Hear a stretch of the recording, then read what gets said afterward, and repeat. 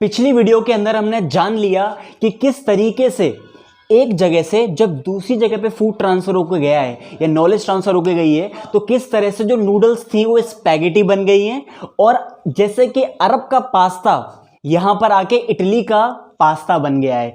तो पिछली वीडियो के अंदर हमने जाना about the food and different things कि किस तरीके से ये यूरोपियंस इतने महान, इतने बड़े और इतने सेंटर्ड कैसे बन गए। कभी आपने वर्ल्ड का मैप देखा है? कभी वर्ल्ड का मैप देखना, आपको टॉप सेंटर में यूरोप दिखेगा। अरे धरती तो मैंने सुना था कि गोल है, तो हमारा जो देश है इंडिया या हमारा जो कॉन्टिनेंट है एशिया, ये चाइना जो है या अमेरिका जो है वो सेंटर्ड क्यों नहीं हो सकता?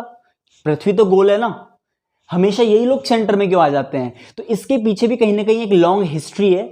आज जानने वाले हो कि ये यूरोपियंस किस तरीके से इतने महान बन गए। कभी सोचा है आपने? कभी सोच कर देखना। तो अराउंड 16th सेंचुरी की बात थी। 16th सेंचुरी के अंदर यूरोपियंस जो हैं वो कहीं ना कहीं एक रूट निकाल लेते हैं, एक रास्ता निकाल लेते हैं, सी रूट निकाल लेते हैं कि किस तरह से यूरोप से एशिया पहुंचना है। और उसी दौरान वो लोग एक सी रूट भी निकाल लेते हैं कि किस तरीके से वेस्टर्न ओशंस के जरिए वो लोग एक नए देश की खोज कर लेते हैं, जिस देश का नाम कहलाया जाता है अमेरिका। जी हाँ, अमेरिका कहोगे सर, अमेरिका की खोज लिया इन्होंने, क्या अमेरिका कहीं खो गया था? नहीं, अमेरिका जो था, दुनिया अमेरिका को नहीं जानती थी कि अमेरिका नाम की भी जगह है। क्रिस्टोफर कोलंबस नाम का एक सेलर था जो सेलिंग करते करते पहुंचा एक कॉन्टिनेंट पे और उसने एक कॉन्टिनेंट को ही खोज दिया और उसका नाम पड़ा अमेरिका। ठीक है, तो दुनिया उससे पहले अमेरिका को नहीं जानती थी। तो क्रिस्टोफर कोलंबस बोला जाता है कि उन्होंने एक्सीडेंटली फाउंड कर लिया अमेरिका को। अब सोचिएगा कि जो यूरोपियंस है ये एशिया तक भी आ रहे हैं, यही यूरोपियंस अमेरिका भी जा रहे हैं। अब ये यूरोपियंस जो हैं, यूरोप के अंदर जो यूरोपियंस जब मैं बोलता हूं तो यूरोप के अंदर बहुत अलग अलग कंट्रीज हैं, है ना, अलग अलग कंट्रीज हैं। उस टाइम पे अलग अलग राज्य हुआ करते थे, हैं राजा, डिफरेंट राजाओं के अंदर आते थे। तो उस जगह से जब लोग कहीं और जा रहे हैं बिजनेस करने के लिए, ट्रेडिंग करने के लिए, वो ऐसे आ रहे हैं। तो जब यूरोपियंस अमेरिका पहुंचते हैं तो अमेरिका जब वो पहुंचते हैं तो वहां देखते हैं कि अमेरिका, अरे इस अमेरिका के पास तो इतनी सारी रिसोर्सेज हैं, इतनी अबंडेंट रिसोर्सेज। मैक्सिको के पास बहुत सिल्वर है ना, बहुत अच्छी रिसोर्सेज और अबंडेंट रिसोर्सेज अवेलेबल हैं अमेरिका के पास। तो वो उससे उनके दिमाग में लालच आ जाता है कि अच्छा अमेरिका को करेंगे, मतलब यहाँ के जो लोग हैं ये इतना ज्यादा जानते नहीं है दुनिया को। तो यूरोपियंस क्या करते हैं, जैसे कि स्पेनिश एंड पोर्टुगीज ट्रेवलर्स जो थे, जो ट्रेडर्स थे, वो जब वहां पहुंचते हैं तो उनका था कि हमें कॉन्क्वेस्ट करना है ना। तो जब वो कॉन्क्वेस्ट करने जाएंगे तो किस तरह से करें? तो उस टाइम का सबसे खतरनाक वेपन उस टाइम का कोई बहुत बड़ी मशीन गन या कोई बहुत बड़ी बंदूक नहीं थी। उस टाइम का सबसे खतरनाक वेपन जो स्पेनिश एंड पोर्टुगीज ने अपनाया, वो अपनाया एक तरह का डिसीज। जी हाँ, एक तरह का डिसीज। उन्होंने स्मॉल पॉक्स का यूज करा, क्योंकि देखो जानते हो अमेरिका के लोग को भी जानता नहीं था। तो अमेरिका में बीमारी पहुंची नहीं स्मॉल पॉक्स वाली। यूरोप के अंदर स्मॉल पॉक्स बीमारी से सब लोग ठीक थे। जैसे कि स्मॉल पॉक्स अगर एक यूरोपियन को हो जाएगा तो उसका इम्यून सिस्टम सही है, वो उसका इम्यून सिस्टम जो है वो इस बीमारी को देख चुका है, वो जानता है इस बीमारी को, तो वो सही हो जाएगा। लेकिन अमेरिका के लोग जो इस बीमारी को एक्सपोज नहीं है, अगर यही स्मॉल पॉक्स बीमारी अगर पोर्टुगीज एंड स्पेनिश ट्रेडर्स जो हैं अगर वहां पहुंचा देंगे अमेरिका में, तो जो अमेरिका के लोगों को बहुत परेशानी हो जाएगी। तो उस टाइम का सबसे खतरनाक वेपन साबित होता है स्मॉल पॉक्स, और स्मॉल पॉक्स को लेकर जाया जाता है अमेरिका और वहां के लोगों में उस बीमारी को फैला दिया जाता है। वहां के लोग बहुत बुरी हालत में आ जाते हैं। अमेरिका में बहुत सारे लोगों की डेथ होती है इसकी वजह से, और कहीं ना कहीं अमेरिकन कमजोर पड़ जाते हैं और ये जो यूरोपियंस हैं ये कहीं ना कहीं उनको कनकर कर लेते हैं और यूरोप कब्जा कर लेता है अमेरिका के ऊपर। उनकी जो अबंडेंट रिसोर्सेज हैं, उन अबंडेंट रिसोर्सेज का यूज करने की कोशिश करता है कौन? यूरोप, है ना, मतलब पूरा यूरोप, स्पेशली स्पेनिश और अपना स्पेनिश लोग, पोर्टुगीज लोग और ये ब्रिटेन वाले, है ना। तो ये सब कोशिश करते हैं किस तरह से इनकी रिसोर्सेज का ज्यादा से ज्यादा यूज करा जाए।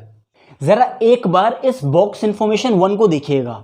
इसके अंदर बताया गया है आपको कि उस टाइम का जो था विंथॉप जो था, है ना, जॉन विंथॉप के बारे में बताया गया। जॉन विंथॉप जो थे वो उस टाइम के गवर्नर जनरल थे मैसाचुसेट्स के, जो कि एक तरह की एक कॉलोनी थी, एक कॉलोनी ऑफ न्यू इंग्लैंड थी, है ना।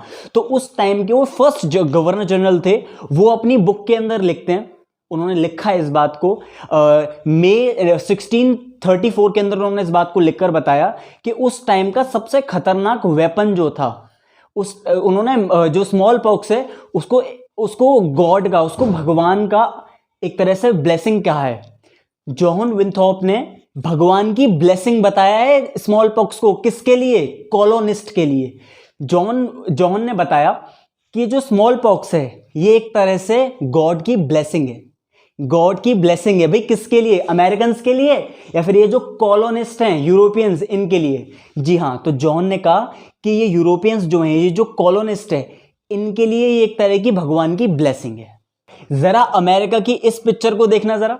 ये पिक्चर लंदन न्यूज के अंदर 1851 के अंदर छपती है और इस पिक्चर में दिखाया जाता है कि किस तरीके से यहाँ पे 7 आदमी और 5 औरतें और कुछ बच्चे, 1 से 2 बच्चे आपको इमेज में दिखेंगे, कि किस तरीके से इनको लाइन में खड़ा कर दिया गया है और सामने जो खड़े हुए हैं वो इनको खरीदने वाले बायर्स हैं। और जो ये आदमी और औरतें खड़ी करी गई हैं, they are dressed well, they are dressed in their best order. इनको बहुत अच्छे कपड़े पहनाए गए हैं ताकि जो बायर है वो ज़्यादा अट्रैक्ट हो, वो ज़्यादा अच्छे से इनको खरीद पाए, मतलब इनकी ज़्यादा बोली लगा पाए। तो उस टाइम पर न्यू ऑर्लिन की ये पिक्चर है, वहाँ पर इस तरीके की यहाँ पे सेल चलती थी लोगों की, है ना। तो वो बहुत बुरा समय था, वो बहुत बेकार पीरियड था कि यूरोपियंस पूरी दुनिया पे किस तरह से कंट्रोल करते हुए जा रहे हैं। दिमाग में क्वेश्चन आएगा कि सर यूरोपियंस जो थे क्या शुरू से ही ऐसे थे? यूरोपियंस क्या इतने डेवलप्ड थे? आपको एक बात बता दूं, अंटिल 19th सेंचुरी, मतलब जब तक 19th सेंचुरी नहीं आई है तब तक इन लोगों की हालत, उससे पहले इन लोगों की हालत बहुत बेकार थी। रिलीजियस कन्फ्लिक्ट, धर्म के नाम पे कन्फ्लिक्ट, डिसेंट्री इनके यहाँ पे बड़ी कॉमन थी, लोगों में लड़ाई झगड़े कॉमन थे, पॉवर्टी इनके यहाँ बड़ी कॉमन थी, भुखमरी, लोग फेमिन से मर जाते थे, बहुत बहुत बुरी हालत थी इन लोगों की, है ना। लेकिन 19th सेंचुरी के बाद इनकी हालत थोड़ी बहुत सही हुई है। 18th सेंचुरी के पीरियड ऑफ टाइम में इंडिया और चाइना, जी हाँ, इंडिया और चाइना जो थी वो कंट्रीज बहुत फेमस कंट्रीज मानी जाती थी and they were one of the richest countries of the world. China and India, ये 2 अमीर कंट्री मानी जाती थी। अब क्वेश्चन आएगा सर कि चाइना और इंडिया अगर इतनी ही अमीर थी तो ये यूरोपियंस इतने ज़्यादा फेमस कैसे हो गए, यूरोपियंस इतने बड़े कैसे हो गए? आपको एक बात बता दूं, 15th सेंचुरी के बाद से ही चाइना ने खुद को थोड़ा सा, सुनना, चाइना ने खुद को थोड़ा सा इंटरनेशनल ट्रेड से रेस्ट्रिक्ट करना शुरू कर दिया। चाइना ने अपने आप को एक तरह से आइसोलेशन में डालना शुरू कर दिया, इंटरनेशनल ट्रेड से उसने थोड़ा कट ऑफ कर लिया। और इंडिया के अंदर तो खुद ही इतनी इनफाइट्स होने लग गई, इसका राज है, उसका राज चल रहा है, तो ये प्रॉब्लम्स आई उस टाइम पे। इसका थोड़ा बेनिफिट मिल गया यूरोपियंस को, और जो वर्ल्ड ट्रेड का सेंटर है वो इधर साइड से हटके, ईस्ट साइड से हटके कहां चला गया? सेंटर ऑफ द वर्ल्ड के अंदर एंड अमेरिका के पास। ये पूरा टॉपिक था आपका जिसका नाम था कन्क्वेस्ट, डिसीज एंड ट्रेड।